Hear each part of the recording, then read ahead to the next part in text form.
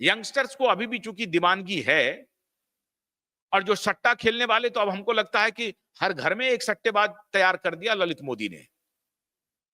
किसी भी देश के किसी भी क्लब में चले जाएं, आपको सट्टेबाजी चलती मिल जाएगी बड़े बड़े क्लब में।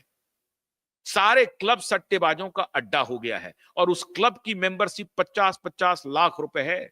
एक एक क्लब की मेंबरशिप 50 लाख रुपए, और वो सारे क्लब सट्टेबाजी का अड्डा हो गया है। सारे 5 स्टार सट्टेबाजी का अड्डा कर दिया इन ललित मोदी जैसे लोगों ने। लेकिन ललित मोदी अभी आकर के बाहर में ब्रांडिंग कर रहा है कि हमने गरीब परिवार के बच्चों को मौका दिया, और आज देखिए, अरे गरीब परिवार के बच्चे जब वहां पहुंचते हैं, 1 2 3 मैच के बाद में उनकी सारी फितरत बदल जाती है। जैसे कि मिस यूनिवर्स की फितरत बदल गई थी। सारी मिस यूनिवर्स जब बन करके आती हैं, कहती हैं कि मुझे जो पैसे मिलेंगे उस पैसे से मैं गरीब बच्चों, अनाथ बच्चों के लिए काम करूंगी। एक ने भी नहीं किया। ये फ्रॉड, ये फ्रॉड स्क्रिप्ट लिखा जाता है मिस यूनिवर्स के लिए, और ये फ्रॉड स्क्रिप्ट ये लोग क्वेश्चन आंसर की तरह रट के जाती हैं, और वहां पर अवार्ड लेने के बाद, जीतने के बाद, मेडल जीतने के बाद आकर के फिर मीडिया में मैनेज करके फिर कहती हैं कि अब मैं बच्चों के लिए काम करूंगी। एक फर्जी एनजीओ भी खोल देती हैं वो। लेकिन उसके बाद धंधा इनका चलता है देह को बेचने का, अपनी शरीर को बेचने का धंधा चलता है।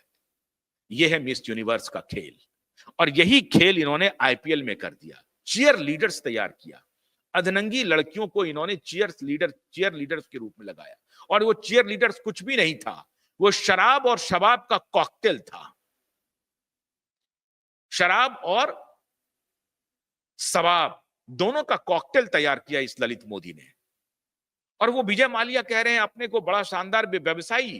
वो पॉडकास्ट में आकर के कह रहे हैं कि मीडिया हमें चोर कहती है। I am not thief, Vijay Mallya कह रहे हैं। वो कैलेंडर पर देखा था ना आपने, सरकारी बैंक के पैसों पर पूरा अय्यासी किया, और ये कह रहा है कि हम एम्प्लॉयमेंट क्रिएटर हैं, वेल्थ क्रिएटर हैं। इनको एक नहीं, दो नहीं, 3 3 बार मौका दिया गया, उसके बाद भी भाग गए। ठीक है, बिजनेस इनका डूब गया, वो अलग विषय। लेकिन ये माननीय विजय माल्या जी अब खुद को रेक्टिफाई कर रहे हैं। वैसे ही ये पूरा गैंग जो है बॉलीवुड का, वो रेक्टिफाई करने के लिए चला है कि क्लीन चिट मिल गया है रिया चक्रवर्ती को, सारी बात झूठ साबित हो गई है, सत्यमेव जयते हो गया है, अब सूरज पंचोली को ले आओ। और सूरज पंचोली आकर के पॉडकास्ट में कह रहा है सलमान सर से, और अखबारों में आजकल अपनी तस्वीर छपा करके इंटरव्यू दे रहा है।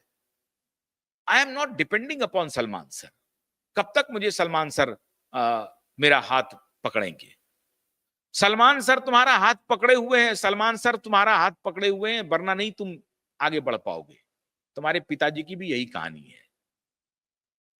इनके पिताजी की यह कहानी है कि 4 वर्ष तक आज कंगना रनौत के साथ लिव इन में रही। अब यह और बात है कि कंगना रनौत की अपनी इच्छा से रही होगी। कंगना रनौत भी इसके लिए दोषी होंगी। कंगना रनौत अभी सांसद बन गई है भारतीय जनता पार्टी की, तो वो सावित्री बन गई है, ऐसा नहीं है। सबका वही हाल है। 4 साल तक इनके पिताजी के साथ लिव इन में रही, और इनकी जो माता जी हैं जरीना वहाब, उनके बारे में कहा जाता है कि अंडरवर्ल्ड की मुंह बोली बहन रही हैं। कौन अंडरवर्ल्ड? दाऊद की। अब इसमें सच्चाई तो बॉलीवुड वाले ही बताएंगे, लेकिन बॉलीवुड के जो फिल्म जर्नलिस्ट हैं उन्हीं के मुंह से मैंने सुना है, और उन्होंने ही ये कहा है कि जरीना वहाब जो हैं वो अंडरवर्ल्ड की मुंह बोली बहन रही हैं, और इसीलिए इन लोगों की गुंडागर्दी बॉलीवुड में जारी है, और इसीलिए आदित्य पंचोली की भी गुंडागर्दी चाली है। आदित्य पंचोली का अलग किस्सा है, बाप का अलग किस्सा, बेटा का अलग किस्सा।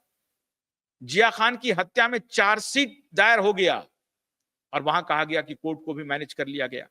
तो ये जो मैनेज करने का इनका धंधा था, तो इन्होंने सोचा था कि दिशा और सुशांत के केस को भी हमने मैनेज कर लिया है, सीबीआई ने क्लीन चिट दे दिया है, हमने चारों तरफ फैला दिया है, और कोर्ट को भी मैनेज कर लेंगे। इस बार इनकी चाल उल्टी पड़ गई, या क्यूवाइब नेटवर्क ने इनकी चाल को उल्टी कर दिया।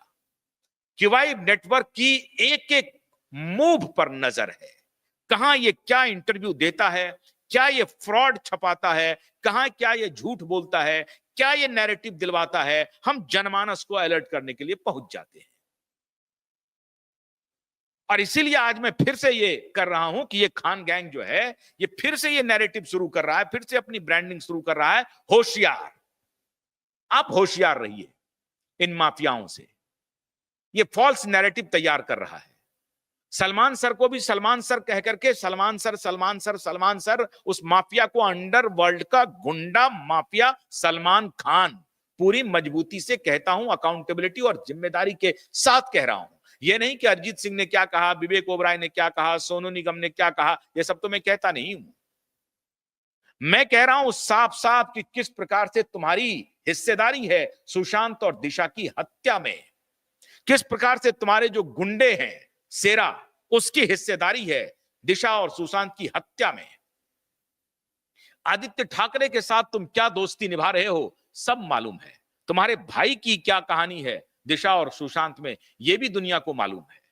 इसलिए ये जो ब्रांडिंग करवा रहे हो ना अपने प्यादे के माध्यम से कि सलमान सर तो बड़े महान हैं, सलमान सर के चाहेंगे तो फिर मुझे बना देंगे, लेकिन मैं नहीं चाहता हूं, मैं खुद से साबित करना चाहता हूं। अरे खुद से साबित करने की तुम्हारी कोई औकात नहीं है।